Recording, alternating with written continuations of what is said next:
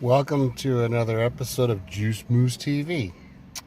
I've kind of already done the first part of this video about a year ago, and I'm going to go ahead and redo it again. So, imagine that you're sitting at the car wash or you're sitting at the gas station. You turn your truck on, you push the brake in, and your shifter is stuck. This happens to a lot of people at the gas station. You don't know why, but you definitely notice when you hit the brake pedal, you don't hear or feel that clicking sound that you normally hear coming from this bad boy. So, to let you know what you got to do is on another video, but I'm going to go through it again anyway. You take a big screwdriver, which I happen to have one. You pop this open, which I've already done. I'm going to hold the camera here. There's a little white button in there. I don't know if you can see it. Here's the easy way to see it. Let's take this whole thing off right now. There's that white button. You push down that white button at the same time. You grab your shifter. And now you're in gear. So, for those of you that are basically getting stuck, that's how you get out, okay? Now, today, we're going to cover the repair. Alright, so now you know how to go through the process of getting your car unstuck and getting it out. There's two reasons that this thing happens. Number one is that actuator switch is bad, or number two, the brake switch is bad. The brake switch is easy to test, obviously. If you're at a gas station, you just ask some guy, hey, are my brake lights working? If he says yes, then your problem is going to be that white button in here. Let's talk about the repair. Okay, step one, lift up the handrest. The cover is already loose, as we discussed in the last video. Get that out of the way. Put the armrest back down if you want. You are then going to need, let's see, it is a 8mm. So you want an 8mm, put your extensions together like that. And down there, there's 1, 2, 3, and 4 bolts, 8mm. So I'm going to go ahead and loosen them up for you and pause the video. Okay, after they're loosened up, you have access to this actuator. I don't know if this is called a neutral safety switch or what this is actually called. Got to figure that out. But step one is to put the car in neutral so you can get out that, which is a star. Just your standard old star bit. I got one right here. Won't go into focus. And there's one on the front side. So turn on the key, put it in neutral, and then you have access to those bolts. We'll take those bolts out. I'll pause it again. Okay, after those two stars are removed, you can pull the switch off. Looks like you'll have to cut the wiring zip tie there. That's your light bulb. That just pulls out. There's another one down there on the bottom. By the way, this is my first time doing this too, just so you guys know, so bear with me here. Way down there, we'll have to cut that. There's another wire over here on the side. So let's go ahead and look at this and I'll get back to you. Okay, so in the interest of saving time, and I can't hold the camera at the same time as I pull the switch out, as I said, once it's in neutral, pull off the two stars, okay? You're going to pull out that light bulb, okay? You're going to cut one zip tie, then the one that's over here, you don't have to cut the one that's on the bottom down there, and I'll show you the switch in a second. On the other side, this is a little bit hard to unplug, but unplug this one and unplug this one. This one's very simple. This one requires a little bit of finessing a small screwdriver and a pull. What your unit looks like after that is this. Okay, there's your light bulb. There's the zip tie that you don't have to cut if you don't want to. There's 2 of those. There's the little connector that goes on the top right there, and there's the big gray connector that goes on the bottom. So what you're going to have is the entire switch that goes bad. There's that button that you push. Okay, I guess the question now is, do you even need this switch? So I don't know.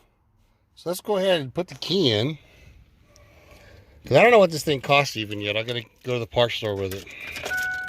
Key in, engine start. Okay, we're in park. We're in drive without the switch. So no, there's no warning lights on. There's drive. Transmission's engaged. There's reverse. It's reversing. So I don't know, guys. I know it's nice to have this light bulb to light up in here. I don't know if you need this switch or not, guys. I'm not getting any emergency lights. I'm gonna go ahead and see if I can buy it and put it back in. And that'd be the reverse, okay? Plug the connectors back in. Plug your harness back into its holes. Put the 2 bolts, the 2 star heads back in right here on this side and this side. Plug it all in. Put the 8mm bolts back in on the bottom.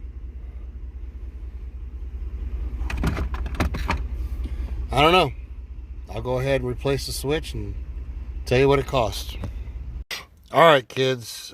This part is a 609-39 shift actuator. The other part number down there is a neutral safety switch. I didn't need that. This is O'Reilly's. I hope you're sitting down, because list price is $445.75. I paid $251.16. Obviously, I got back some credit. So yeah, if you own one of these 2005 old dogs, you probably don't want to replace this switch. It is very expensive, like everything. It does come with the little clips to clip on. It comes with a light bulb. Now, I'm going to tell you guys something before I put this thing back together.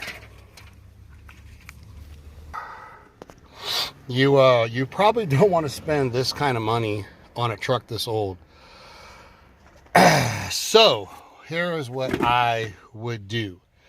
We already know it drives without it, but you don't have the overdrive lock, you don't have the light.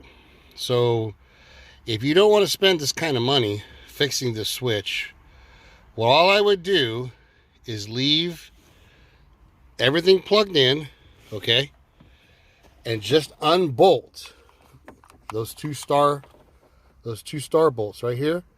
I would unbolt this and just let it hang. There's plenty of room inside of here for it just to hang loose. It shouldn't flop around. It shouldn't make any noise, but that's all I would do, guys. What does that mean? Well, here we are. There's no key in the ignition, okay? What that means is your shifter, if it was bolted down, mine is not. If your shifter is bolted down, you can't shift the car, okay? However, once you squeeze the trigger, you can shift it. Remember, there's no key in here. It's not started. All this thing does is lock the shifter. All this thing does is you cannot shift it out of gear until you until the key is on and your foot is on the brake. So that's all it does. So it would act like an old car from, like, say, the 60s. Like an old Camaro, where you would squeeze the shifter, the lockout, and shift it. It'd be the exact same way. So the reality is you don't really need this. All I would do, again, is leave it all plugged in. Just unbolt the son of a bitch. And again, the shifter will lock. The shifter's locked. You can't shift the car. Engine off, key in the house, don't matter. But if you squeeze it, you can. So all this lock thing does is make it so you can't do that unless the key is on and your foot's on the brake. But if you're a purist and you want everything in the truck, you know, the way it was factory, this switch, like I said, it cost me $250. I'm not sure what it's going to cost at your parts store, but it says list part 450 something, 450 bucks basically. So putting this thing back together, let's move on. I've been driving this truck without this thing. Move the shifter over like so. There's a bolt hole there, and there's a bolt hole there. So put this bad boy in neutral. Put those two star screws back in. Let's start with that. Hold on. All right, so step one, put your shifter in neutral. After you put it in neutral, push these two star screws back. That locks this whole piece in. Step three is going to be putting your wires back together. Alright, the next step is to plug your light back in. Just twist in. Go ahead and put the wire clip right there. Put the other one down in this hole right here. As you can see, right here. Clip that in. Clip this one back in on top. Fight the shifter, because that's what you have to do. Fight everything. Put it back in park. Now, take a towel. Clean all this up right here. Probably coffee and soda spilled in there. Clean up in here. Clean up your shifter. Now's a good time to clean this thing, as it's right here. Clean that up. Maybe take a vacuum to all the dog hair and dirt down the bottom. No, this is not a good place to hide an 8-ball. Line up your shifter like so, and put your bolts back in. Actually, let's test it first. Let's test it. Okay, right now it's all locked. It works as it's supposed to. Like I said, you don't need this thing, really. If you don't want it, just unbolt it and leave everything else plugged in. Key on. Turn that off. All right, you see that? When you hit the brake, you hear the clicking. That means it's working, and it's shiftable. $250 fix, possibly as high as over $400. You can do it yourself. Again, for a long time, I know a lot of people just push this button and shift the car. I've actually heard of one guy drilling a hole and using a pencil through here, which that's really, really, really ghetto. The best thing you can do if you don't want to fix it is, like I said, just unbolt it, but leave it plugged in. That way you have your overdrive on and off, you have your light, and this thing can just hang out of the way, and it works just fine. But in this case, we're purists today. We put the whole entire thing back together, and it works. I won't do it again. So I'm going to end this video here. Just put those 4 bolts back in. I believe they were...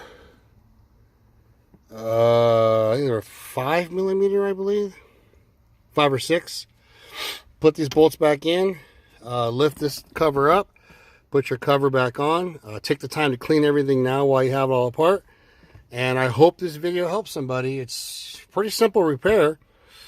Just a costly one.